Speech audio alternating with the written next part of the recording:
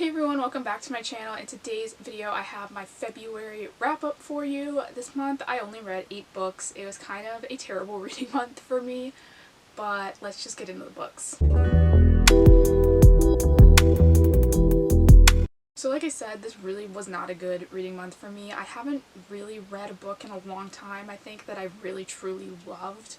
I've just been reading a lot of like okay books and like the occasional good book, but nothing that's really stuck with me. And I think part of this sort of like reading slump that I'm in has to do with the fact that 2 of the books I've read this month and last month were my 2 most anticipated books of the entire year, and they were both letdowns. So I feel like now I look at all the other books and I'm just kind of like, okay, if the ones I thought were going to be really great were not, how bad are these ones going to be? Which is a terrible mindset to have when it comes to like looking for books. But that's just kind of where I'm at right now. I've also been like working a little bit more, so I've been focusing on that. But anyway, the first book I read this month was The Understatement of the Year by Serena Bowen. This was one of the few books that I did actually really like this month. And this is the 3rd book in the Ivy Years series. There are 5 books in the series. This one is a romance. It is 2 hockey players. The series is very loosely centered around the hockey team. And in this one, it follows one guy who has been on this college's hockey team for a couple years now, and this other guy who sort of transfers in. And the guy that transfers in is sort of known for being gay, like everybody knows, and that's kind of why he ended up transferring. There's like a whole sort of thing behind that. But he ends up back on this team with this guy he went to high school with, and he was like best friends with this guy, and they were kind of together, but at the time they didn't really realize like what they were doing. And so he shows up on his team, and the other guy is just kind of like, oh my god, like he's gonna tell everyone what we did when we were kids, and he's like constantly worried about it, and so the guy's kind of just like teasing him about it and stuff all the time, and it's really funny. And I really liked just like the evolution of their relationship throughout this book. It was really good. I gave this one, I think 4.5 stars. Was one that I really liked, and it kind of reminded me of Him by Serena Bowen and Elle Kennedy, and the like childhood friends to enemies to lovers kind of thing that happens in this one. It was very sort of reminiscent of that. Next was Unconditional by Q.B. Tyler. I've been reading all of like Q.B. Tyler's backlist. I've discovered that I really love her books. This one I did really enjoy. I gave this one again 4.5 stars. This one follows a girl who is rescued by a cop when she's a kid. I'm pretty sure she's like 7 or 8 when he finds her, and he's 23. And basically her parents have like committed like a murder-suicide, so both her parents are dead, and he is the cop that comes into the house and finds her hiding in a closet, and she won't leave him. Like he tries to pass her off to the female cop, and she just like won't have it. She's like, no, like I'm staying with you. Like she won't let go of him. And so he's like, fine, and he ends up saying like, I'll take her for the night, like I'll be like the emergency like foster parent for the night or whatever, and so we can find her a place to go. But she's like insisting she's not going anywhere and whatever, and he ends up sort of becoming her guardian. He never formally adopts her, but they just like obviously live together. He raises her, and now it is close to her 18th birthday. The book starts I think like a month before she turns 18, and their relationship is sort of changing, as you can imagine. Q.B. Tyler's books are really like taboo or forbidden. They're all very like strange situations where you think like if it happened in real life you'd probably be like, that's crazy, but in the book you're like rooting for them. And I found that this book was just like that. They're really good books. Sometimes you have to like get past things. Like in this one, he obviously like raised her, but he also wasn't her dad. He wasn't related. He hadn't adopted her. They were essentially just like roommates, but it was just a really interesting book. It's not going to be for everyone because she is 17 at the beginning, but it was good nonetheless. Next, I read Good Girl Complex by Elle Kennedy, and this was one of the books I mentioned previously when I said my 2 like most anticipated books of the year. This was one of them, and I had really high hopes for this one. I was really excited because this was the first book of Elle Kennedy's that I've read, I think, that was not hockey players. I think I've read one little novella that she's written that wasn't hockey either, but all the other books I've read from her are hockey. So I was sort of interested to see like her take on a small town romance, and I did really like the setting in this one. I really loved that vibe. I'm excited to continue on with the series because of that, because I do like this town that this is set in, but I found the story itself was kind of lacking. The main plot point in this book, and I don't really think this is a spoiler because it literally says it like in the first chapter, is this guy that lives in this super small town. He works at a bar, and this like frat guy comes in and ends up getting him fired from the bar, and he's super mad about it because he's like, all these rich kids come in to go to this college and they're like messing up my life basically. So he decides with his group of friends that he's gonna get revenge on this frat guy by dating his girlfriend and then breaking up with her in front of him, which I didn't get at all, because I don't get why, if this frat guy is now this girl's ex-boyfriend, why he would care if she gets broken up with in front of him. Like, I didn't get that at all. Like, that connection just like didn't make sense to me at all. Like, the only person that stood to get hurt in this was the girl, and she was just like innocent in the whole thing. So I didn't understand that at all. That was like a major, I feel like, plot hole that was never addressed, and like I feel like I haven't even seen anyone talk about how that made no sense, but it just like didn't make any sense at all. But that I didn't love. I didn't love the whole like bet, you know, like I'm gonna get her to date me kind of thing that was going on. And I think with that specific plot point, it's better when it is sort of like a plot twist, like when you read the whole book and then at the end you find out that it was a bet. But because this was addressed like literally the first chapter, you knew everything he was doing was fake. I feel like that just kind of ruined the book for me. And also I read some reviews of this book that were just like horrible before I started it, and I feel like that really impacted my enjoyment because I was kind of expecting to hate this book going in, so I think I might have liked it more if I hadn't read any of those reviews and had just like read the book. And so I'm sad I didn't do that. I definitely will continue on with the series. Like I said, I do like the town that it's set in and the college, and I think that it has potential, but this specific book just wasn't really for me. I think I gave this 3 or 4 stars. I can't remember, to be honest, maybe like 3.5 stars, because I wasn't sure if it was just the reviews tainting my image of the book or if it was the actual book. But like I said, there was that like big plot hole that didn't really make much sense. Next was First Semester by QB Tyler. Like I said, I've been reading all her books. This one I did not like at all. I gave this one 2 stars, I think. I just did not like this at all. It was 180 pages and it took me 3 days to read it because I couldn't bring myself to care about it. It's a teacher-student romance where he's like a college professor, but literally, I wrote this in my review, 80% of this book is them hooking up, and the other 20% is just them being like, we shouldn't do this, we can't do this, like, it's against the rules, and blah, blah, blah. Like, that was the whole book.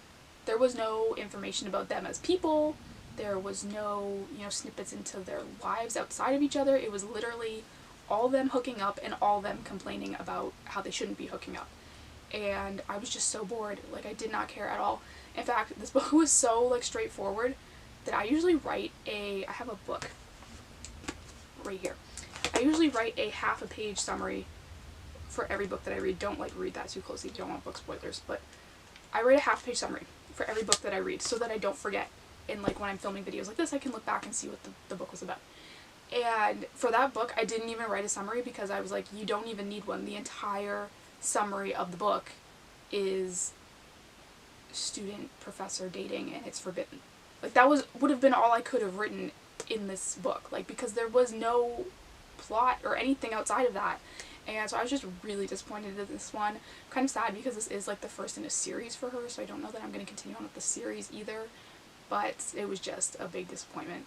Next was My Favorite Half-Night Stand by Christina Lauren. This is one that I've wanted to read for a long time. I listened to the audiobook, and this one was okay. I gave it 3 stars, I think. It wasn't one that I think I'll remember for a long time or anything like that. It's very sort of, for me, I felt like it gave me Big Bang Theory vibes, where it's about a group of professors from a university who are going to this event and they decide that they need to get dates for this event. And there's one girl that hangs out with this group of guys, and they all decide that they're going to go and join this app to find a date. And she has already kind of been like, she's hooked up with one of the guys in this group like once, and she kind of thinks it could be more, but she's like not going down that road. And so they sign up for this app, and she ends up talking to this same guy, but she's made her profile under a different name, so he doesn't know he's talking to her. And most of the book is just them, like, he doesn't know it's her, and you see them talking and falling in love with people that they, like, she knows it's him, but he doesn't know it's her, so she's falling in love with him, but he thinks he's falling in love with someone else. So it's kind of complicated, and It's definitely like a best friends to lovers kind of book because they are like the best of friends, but it was cute. But like I said, I don't think I'll remember this one for very long or like think back about it often. Next was The Summer Proposal by Vi Keeland. I was surprised how much I liked this one. I gave this one 4 stars. I find that Vi Keeland's books are usually, the only ones I've ever read I think were written with Penelope Ward, so maybe that's where this difference comes in, but I find that they're usually a little bit more lighthearted, and this one wasn't like that, which I was kind of surprised by. But this one follows a girl who has been dating this guy and was engaged to him, and he just kind of goes through this like life problem, and he decides he needs a break from everything basically, and so he's like, I'm going to Europe for a year. And he's like, while I'm gone, I want to have an open relationship. Like, I want to see other people, you can see other people, and whatever. And he leaves, but he sort of expects that she's not going to get with anyone else, that she'll just sit around waiting for him while he sleeps around, like, the continent. And so he leaves, and he's hooking up with people she knows he is, and she's just like, whatever. And her grandma sets her up with this guy on a blind date, and she goes to meet him just, like, to be nice, basically.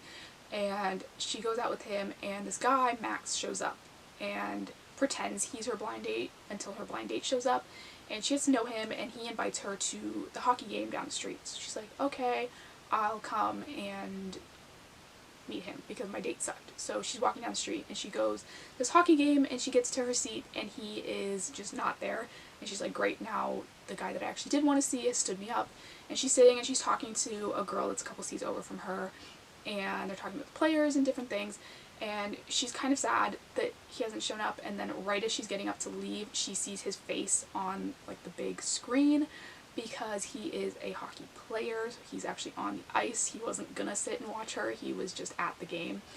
And I really like this one. You know, I love a good hockey romance, and this one was just really, really cute. I really loved it, and I liked the sort of aspect of them both having things holding them back. It kind of reminded me of Ugly Love in that sense, where a lot of the book is them being friends with benefits. They agree to just be together for the summer, and then her fiance is going to come back, and he is going to switch hockey teams, so he's not going to be around anymore.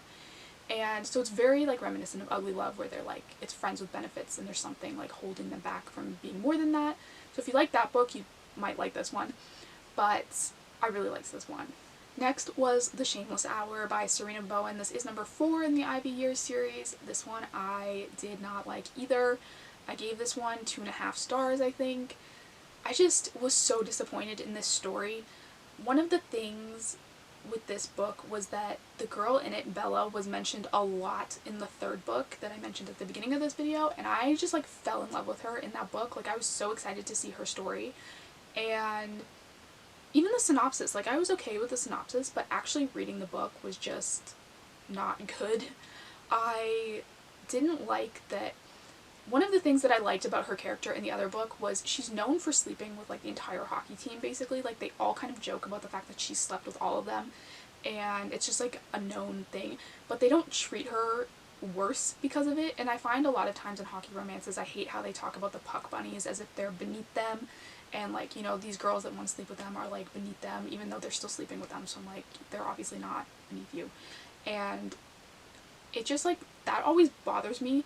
And so I really liked that the whole team sort of still looked at her as like their best friend, and they were like protective of her and still like respected her and stuff, even though she had slept with most of them. And I really, really loved that.